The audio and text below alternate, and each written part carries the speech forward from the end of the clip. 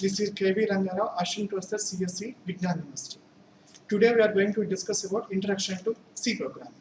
Here the contents we are going to discuss are what is a programming language, what are the objectives of learning programming language, what are various categories of programming language, and what is history of C, what are features of C, what are applications of C, basic environment of C, basic structure of a C program, and some examples on C program, and outcomes of learning C program. Today we are going to discuss about what is a programming language. So we can define a programming language as it is the language designed to give instructions to the computer. We can also define a programming language as artificial intelligence that can be used to control the behavior of machines, particularly computers. Next, objectives. So after learning the concept of programming languages, what students are going to achieve? First one is improved background for choosing appropriate language. For example, if the student is familiar with only one language, he will do his project in that language only, even though it is not suitable to his work. If the student is familiar with many languages, so for the language which is most suitable to the project, he will choose it. That is one of the objectives of learning various programming languages. Next objective is ability to learn new language. So if the student is familiar with one language, it will be easy for him to learn another language. For example, if the programmer is familiar with object-oriented concepts, it is easy for him to learn Java. In that way, to learn new language, the programmer must be familiar with at least one language. Next objective is he can be able to design his own language. So if the programmer is familiar with the basic concepts and how concepts are incorporated in the language, it is easy for him to design a new language. All these are features of programming languages. Next, we will discuss about classification. How programming languages are classified. So we can say that programming languages are defined into high-level languages, low-level languages, and machine-level languages. So machine language and assembly language are examples for low-level languages. C, COBOL, Pascal, all these are examples for high-level language. C also considered as example for middle-level language. This is the classification of programming languages. Now we are going to discuss about machine language. So what is a machine language? So it is the language that only machine understands. So all the instructions in machine language will be in the form of zeros and ones. And it is different types of machines will use different machine codes. That means the machine code executed on one system differs from another system. And execution will be very fast as directly it will be executed by CPU. All these are features of machine language. But it is difficult to learn and difficult to detect errors and modify the errors. Next, we will discuss about assembly language. Assembly language is also considered as low-level language. So here it uses symbolic notations to represent instructions. So to convert the symbolic notations into machine language, this language requires assembler, that is translator. So we can define that an assembler will translate the assembly code into machine language or binary code. So this language is having some advantages and some limitations also. Advantages are easy to understand and easy to use and less error prone. That means errors will be very less and efficient. All these are advantages of assembly language. It has some limitations also. So the limitations are difficult to understand, machine dependent, and not efficient. These are the limitations of assembly language. Here we will consider an assembly language. So we can observe what is the difference between machine language and assembly language. Here see one example in which it was given one assembly language program and equivalent machine language.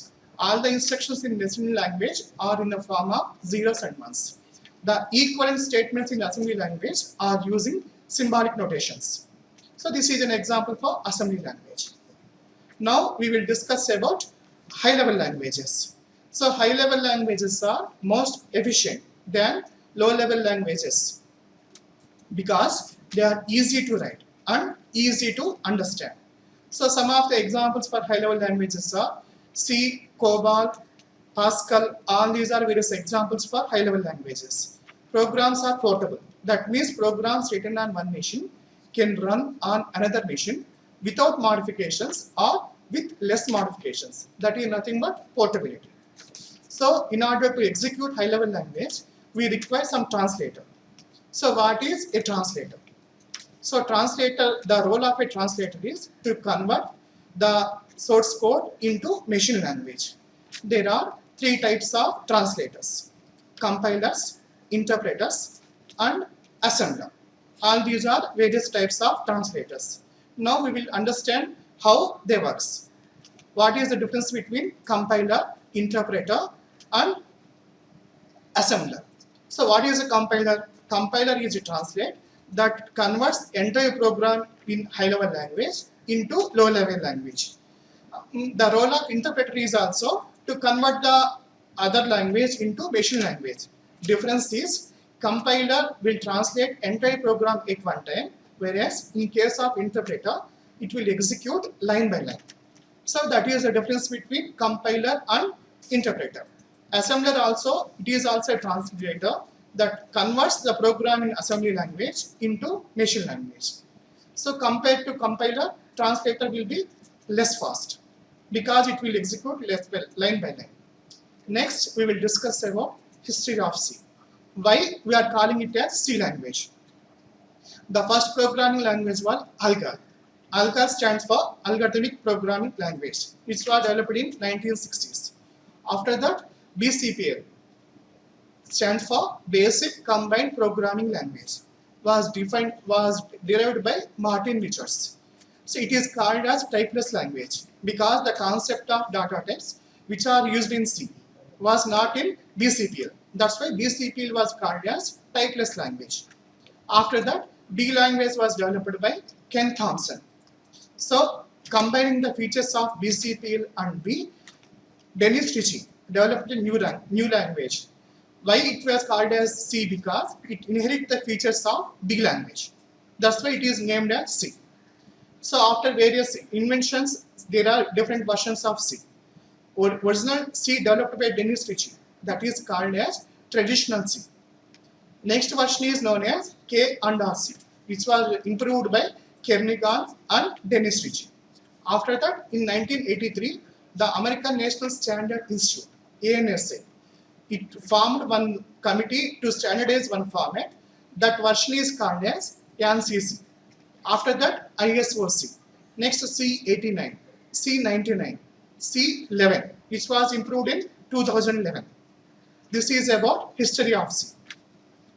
Next, we will discuss about importance of C. Why can we say that C is important? Because one of the reasons is it is having a rich set of built-in functions. That means there are many library functions because of which it will be easy for the programmer to create programs. Another is well-defined, or it is well-defined for system software as well as business applications. So in addition to the system software, it can also be useful for solving business applications. One more is major part of the web browsers are developed in C. And it is most popular programming language among various programming languages. And programs written in C are efficient and fast. Because of all these reasons, we can say that C is important.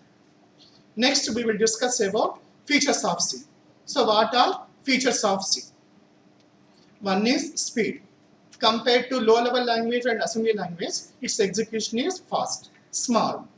Why can we say that it is small? Because it has only 32 keywords. So because of that less number of keywords, user is free to create his own variables. And modularity.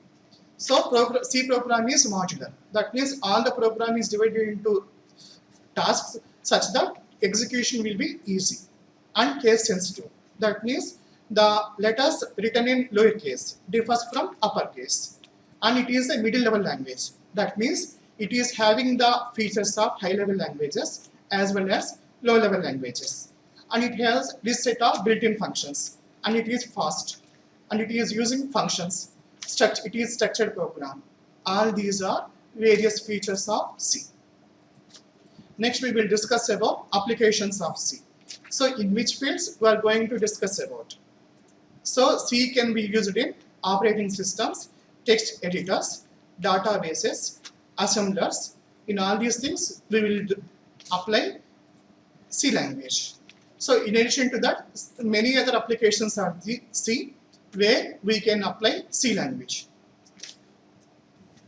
So, in addition to that, we will use in language interpreters, utilities, network drivers. In all fields, we can apply C language.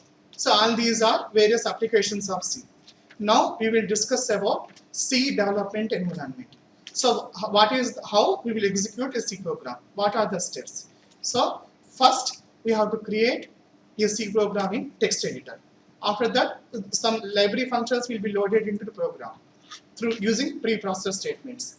Then compiler will translate convert into object file. Next, linker will load all the necessary files into the program. Then loader will load the program into the memory, and execution will take place here. That is the C development environment. Now we will discuss about basic structure of a C program. First one is documentation section, which is optional. Next one is link section, definition section, global declaration section, main function. In main function we have two parts: declaration part, executable part, user defined function. All this is the basic structure of a C program. Now we will discuss how they work. First we will discuss about documentation section. So in documentation section, we will discuss about the purpose of the program, or we can describe about the date on which program was written. All these things we can read in documentation section, and it is not compulsory. It is optional. That means whatever we write in comment section, that will not be checked by the C compiler. Next, we will discuss about link section. So at the time of program compilation, all the header files which are required into the program will be linked into the program using the link section, and it is compulsory section. Next, definition section. So definition section will be used to give symbolic name to the constants, and it is also not compulsory. It is also optional part. Next, global declaration section. So variables can be of two types: local variables and global variables. If we declare a variable within a block, in that block only we will use that variable. If the program contains many functions, and throughout the program if we want to use that variable, such variables should be declared in global declaration section. It is also not compulsory. It is optional. Next, we will discuss about main function. So C program execution starts from main function. It contains two parts: declaration part, executable part. All the variables that are to be used in the program must be declared here. Then execution part. Then user defined function. So after closing the main function, user can create his own function after closing the main function. So this is about basic structure of a C program. Next, see one example. So you can observe how a C program will be executed. In this program, we have declared three variables A, B, C. Once we declare variables, memory will be created. Whenever printf statement is executed, the statement will be printed on the screen. Whenever we read values using scanf, that value will be stored in that variable. So after execution of scanf statements, the statement C equal to A plus B. So AB value will be computed and will be stored in C. Once after execution of last printf statement, the result will be printed on the screen. So this is the example how a C program execution takes place. Now we will take one more example. How a C program executes. This is Hello World program. How to write a C program. So this is one more example for C program to print the statement Hello World. Next we will discuss about objectives of outcomes of programming languages. So what the student is going to learn after C programming.